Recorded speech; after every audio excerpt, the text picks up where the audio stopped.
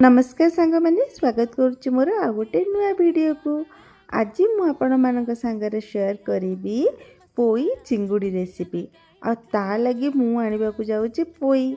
मोर गोटे छोट kitchen garden ने मु लगेइथिली पोई।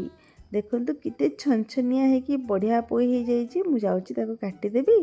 आ आज मो हस्बैंड को कहली नेकी आसीबे चिंगुड़ी, नई चिंगुड़ी की पोई पोई चिंगुड़ी को गरम गरम भात आज खाया जमीज। चलते जल्दी जल्दी मु परिवा काटिदेली।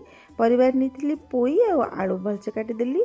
एबे कढ़ारे तेल देकी से कला जीरा और 3टा प्याज को छोट छोट कर काटी से तेजपत्र आ टमाटर पेस्ट पकईदेली। लुण हलदी लंका गुंडा पकईदेली।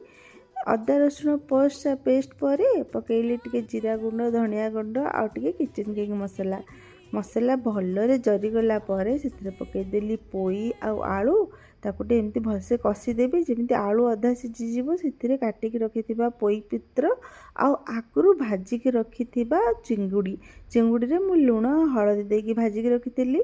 एवं भलसे कषिदेवी तापर टिके पानी देकी भलसे घोड़ेकी ताकू बनईदेवी। आमती आमर आलू सीझीज से लास्ट को टिके गरम मसला पकई देकी हो गला आमर पोई चिंगुड़ी। आपको खाइबी गरम गरम भात संगे, गरम गरम भात को पोई चिंगुड़ी।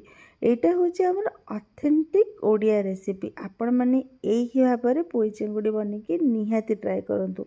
बहुत ही टेस्टी बनैथिला। आ केमिति लागला मते कमेंट बॉक्स रे जणेबे। रही।